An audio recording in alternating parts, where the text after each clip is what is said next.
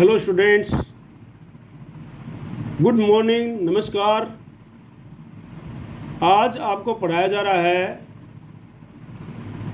आपके 10th class के history की सोशल साइंस की हिस्ट्री का चैप्टर नंबर 1 का 3.3 टॉपिक जो है 1848 the revolution of the liberal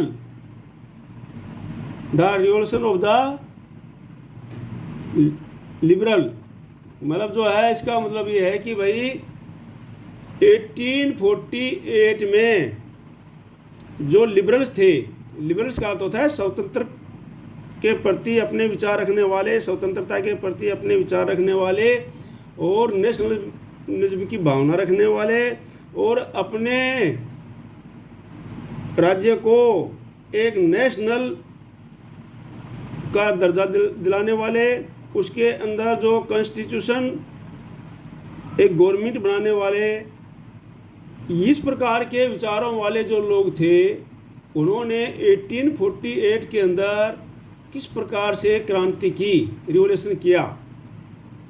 ठीक है नहीं? तो इससे पहले मैंने आपको बताया था कि भाई यूरोप के अंदर काफ़ी हार्डशिप, हैंगर होने के कारण, भूखमरी होने के कारण, अनएम्प्लॉयमेंट होने के कारण जो जनता थी उसने सभी ने जो है रिवॉल्यूशन कर दिया था। ये मैं पिछले टॉपिक में आपको पढ़ा चुका हूँ। 7 वीडियो मैं इस लेसन के भेज चुका हूँ। ये जो लेसन है आपका चैप्टर 1 है, बहुत लंबा लेंथी लेसन है। इसको ध्यान से और पेशेंस रख करके पढ़ना है ताकि आपको अच्छी तरह याद हो जाए। और इसीलिए मैं आपको छुट्टियों में वीडियो भेज रहा हूँ कि ताकि आप इसको अगर छुट्टियों में देख लोगे तो बाद में मेरे को पर्सन समझाने में आपको ज़्यादा दिक्कत नहीं होगी। तो इस वीडियो को ध्यान से देख लेना। जिन बच्चों ने इस चैनल को सब्सक्राइब नहीं किया है वो सब्सक्राइब अवश्य कर लें, क्योंकि इस चैनल के ऊपर मैं आपको इंग्लिश के, एसएस के, पॉलिटिकल साइंस, हिस्ट्री, ज्योग्राफी सारे टॉपिक में भेजूँगा और छुट्टियों में काम भेजता रहूँगा। आपको सिर्फ फ़ोन को ऑन करना है और उसको सुन लेना है और उसको समझ लेना है। जैसे मैं समझा रहा हूँ आपको, बहुत अच्छी तरह समझा रहा हूँ। इतना समय मेरे को वहाँ पर नहीं मिलेगा। आपको पता है मैं इसमें टॉपिक के 7 वीडियो भेज चुका हूँ। कोई भी वीडियो 1 पीरियड से कम नहीं है। तो कितने पीरियड आपको मैं क्लास में लूँगा, ये ले सकता हूँ इस टॉपिक का। देखो, तो इस प्रकार से टॉपिक जो काफ़ी जो लेसन है काफ़ी लंबा है, इसको ध्यान से समझो।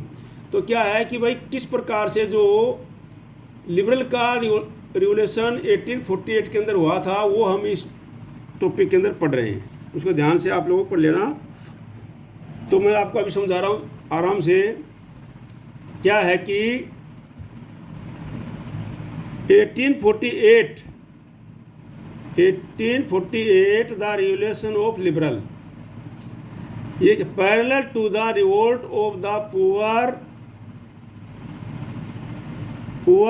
unemployed and starving peasants and worker in many European countries in the year 1488, a revolution led by the educated middle classes was underway।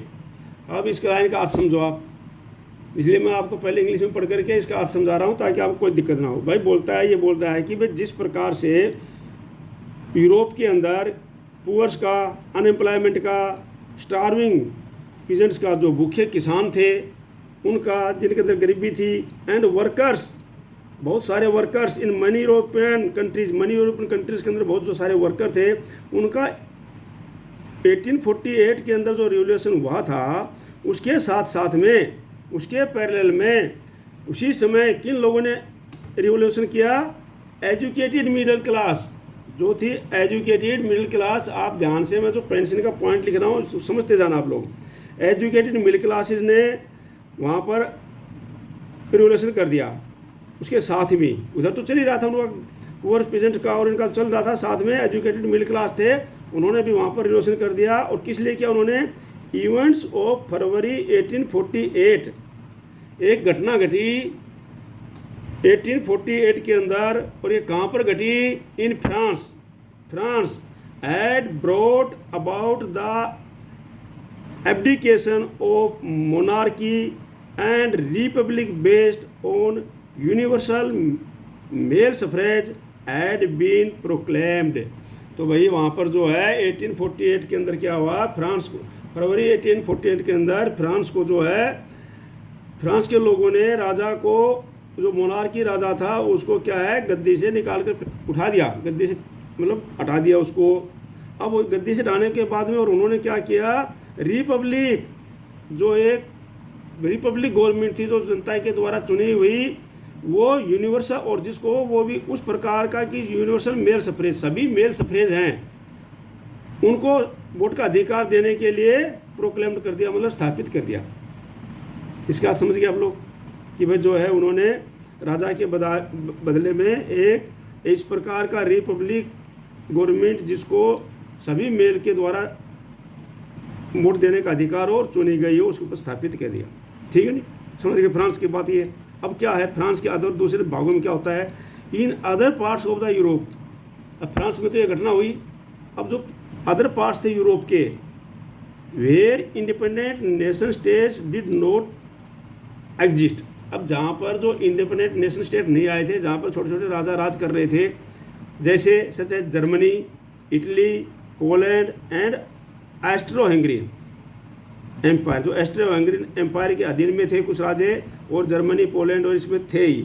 Man and women of the liberal middle classes combined their demand for constitutionalism with nation unification. इन सभी ने क्या कर दिया, वहाँ पर जो Europe के दूसरे देशों में जैसे Germany, Italy, Poland, Austria, Hungary empire के अधीन जो भी थे, उन लोगों के मैन और वुमेन दोनों ने और लिबरल मिडिल क्लास ने, सभी ने कंबाइंड होकर के, इकट्ठे होकर के एक डिमांड की, वहाँ पर मांग की, क्या कि भाई हमारा जो नेशन बनना चाहिए, एक पूरा राष्ट्र बनना चाहिए, जो छोटे छोटे राजाओं के अधीन है, ये पूरा एक राष्ट्र बनना चाहिए। और कौन सा राष्ट्र होना चाहिए, कॉन्स्टिट्यूशनलिज्म, संवैधानिक होना, संवैधानिक सरकार होनी चाहिए जिसके अंदर संविधान के द्वारा सरकार चलाई जाए, ये डिमांड कर दी उन्होंने साथ में। समझ गए ना। अब आगे क्या बोलता है, they took advantage of the growing poor unrest to push their demand for the creation of nation state on parliamentary principles, a constitution, freedom of the press and freedom of the association. अब क्या है कि भाई जो है, ध्यान से समझ लो आप लोग, अभी समझा रहा हूँ आराम से। अब उन्होंने क्या डिमांड की, दे टू एडवांटेज, उन्होंने उनको किस चीज़ का फ़ायदा उठाया, दे टू एडवांटेज, उन्होंने फ़ायदा उठाया, उस चीज़ को एडवांटेज लिया। ग्रोइंग पॉपुलर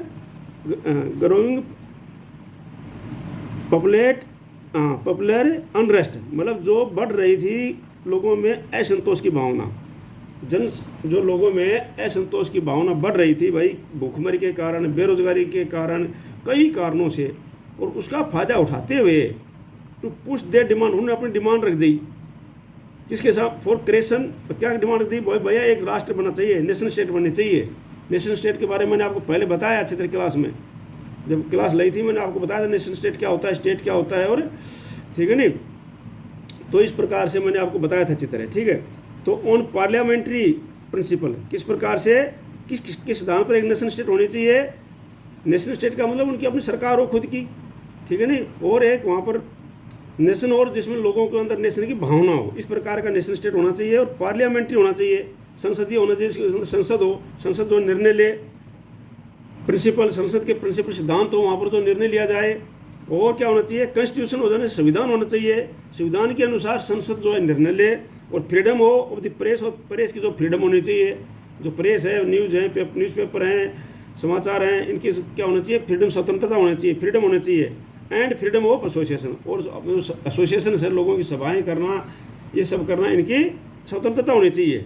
इस प्रकार की सरकार की डिमांड कर दी उन लोगों ने, ठीक है नहीं, मिडिल क्लास ने। और किस चीज़ का फ़ायदा उठाते हुए कि लोगों के अंदर असंतुष्टि थी, उसका फ़ायदा उठाते हुए इस चीज़ की डिमांड कर दी, भाई इस प्रकार का होना चाहिए वहाँ पर। वो कहाँ पर डिमांड, किस लोगों ने डिमांड की है, Germany, Italy, Poland, Austro Hungary empire, सब के अधीन के जो लोग थे उन्होंने इस प्रकार की डिमांड कर दी। तो मेरे ख्याल से आपको अच्छी तरह समझ में आ जाएगा।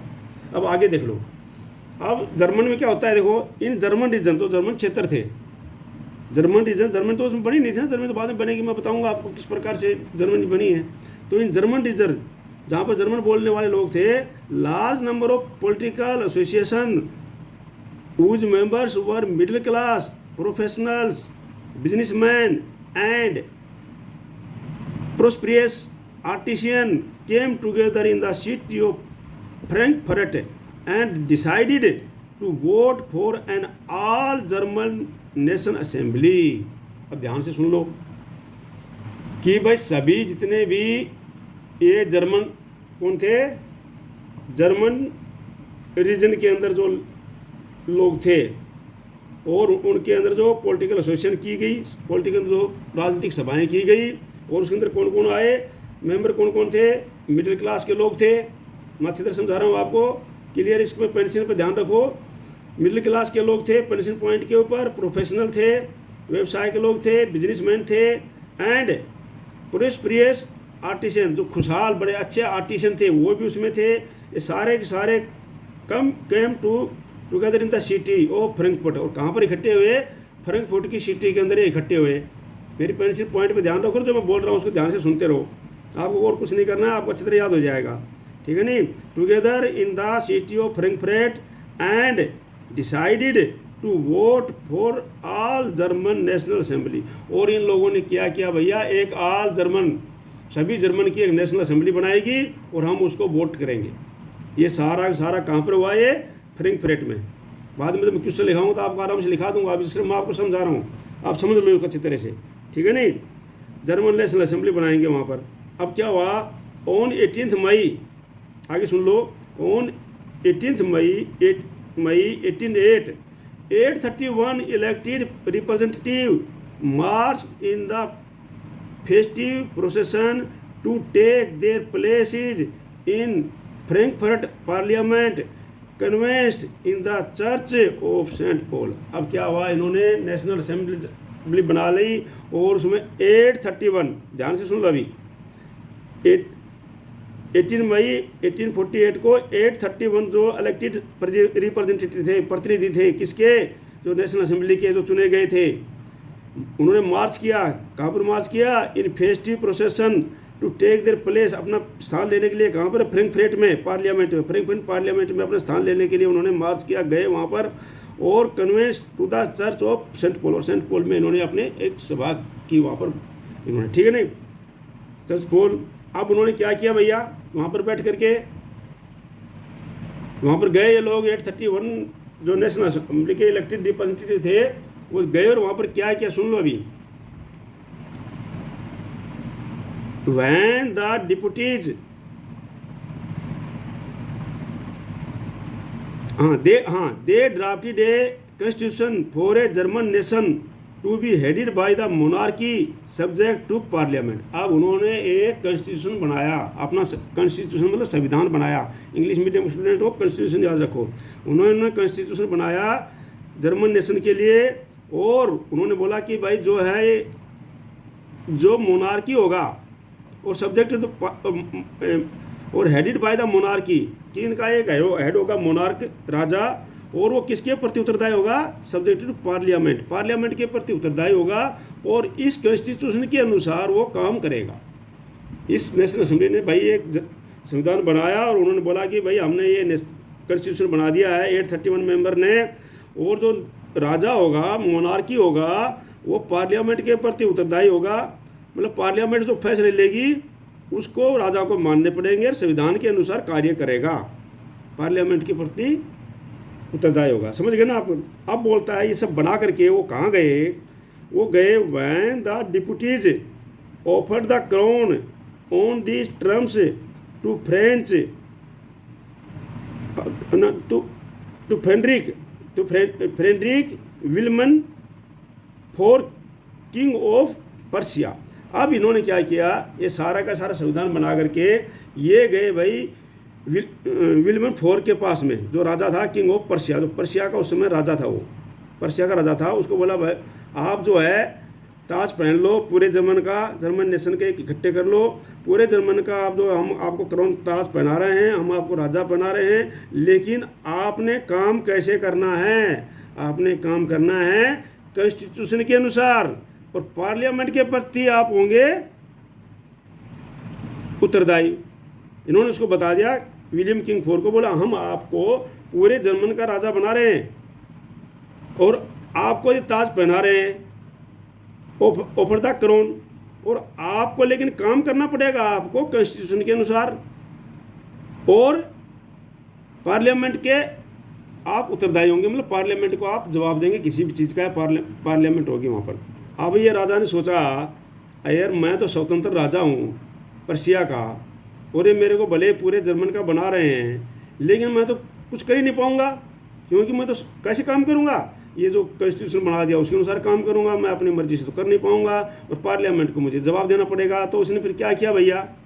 उसने क्या, ही रिजेक्टेड इट, उसने मना कर दिया, बोला नहीं मैं नहीं पहनता भाई ताज, and joined other monarch to oppose the elected assembly. और दूसरे मोनार्क थे, जो छोटे छोटे राजा थे, दूसरे राजा थे, मोनार्क थे, ठीक है नहीं, उनके साथ में मिलकर के इस नेशनल असेंबली की अपोजिट कर दिया, मतलब इसको अपोजिट कर दिया, मतलब इसको विरोध कर दिया उन्होंने कि भाई नहीं, ये नेशनल असेंबली नहीं चलनी चाहिए, हम फिर तो हमारे इस तो है सभी राजा बोल, हम तो नेशनल कॉन्स्टिट्यूशन के अधीन हो जाएंगे और पार्लियामेंट के अधीन हो जाएंगे, फिर हम राजा किस चीज़ के रहेंगे? अपनी मर्जी के राजा तो रहेंगे नहीं।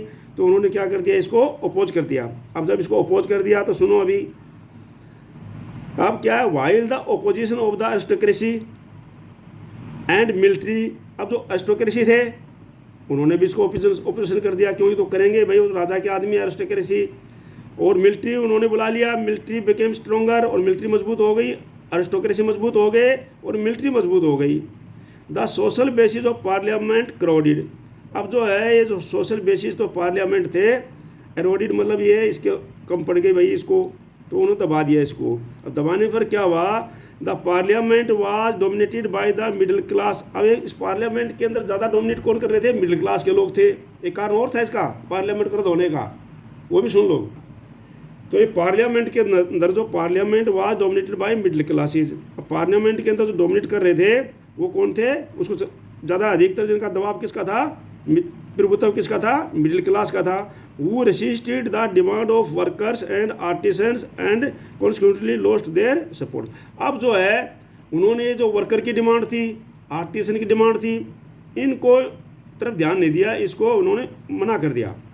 अब जब मना कर दिया तो उनकी सपोर्ट जो उनको नहीं मिली, किसकी? आर्टिसन की, वर्कर की सपोर्ट नहीं मिली। जब उनकी भी सपोर्ट नहीं मिली और ये जो थे एरिस्टोक्रेसी तो उनके विरोध थे ही, मिलिट्री उनके विरोध थी और मोनार्क उनके विरोध थे ही, तो फिर क्या हुआ? In the end troops were called, सेना को बुला लिया गया, and the assembly was force to disband, और इस असेंबली को दबाव डाल करके भंग कर दिया गया, डिसबैंड कर दिया गया, मतलब भंग कर दिया गया। ठीक है कि नहीं? तो ये यहाँ तक का था। अब क्या है आगे सुनो,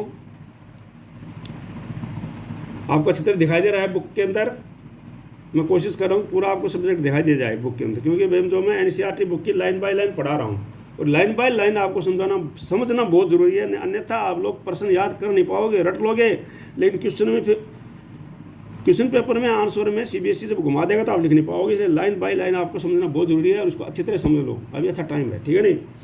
अब क्या हुआ, अब जब उसको नेशनल असेंबली को उन्होंने भंग कर दिया तो क्या हुआ? The issue of extending political rights to women was controversial one within the liberal movement. अब जो लिबरल मूवमेंट था, जो चलाया गया था स्वतंत्रता के लिए मूवमेंट, लिबरल मूवमेंट मतलब स्वतंत्रता के लिए मूवमेंट, आप इसी को ध्यान रखो, लिबरल का मतलब स्वतंत्रता, आप याद रखो हमेशा। तो जो स्वतंत्रता के जो मूवमेंट चलाया गया था उसमें issue of extending the political right to women, अब एक मुद्दा उठा था कि पॉलिटिकल राइट्स वुमेन्स के लिए, कि भाई वुमेन्स को भी जो है पॉलिटिकल राइट्स होना चाहिए, वुमेन्स को भी वहाँ पर उसमें असेंबली में चुना जाना चाहिए, वुमेन्स को भी पॉलिटिकल में भाग लेने की स्वतंत्रता होनी चाहिए। In which large number of womens had participate activity on the years, और उस ईयर के अंदर जो एक वुमेन ने बहुत ही संख्या में, बहुत बड़ी संख्या में जो है ये क्या किया था? पार्टिसिपेट किया था, भाग लिया था उनके असेंबली में, उनके मूवमेंट में।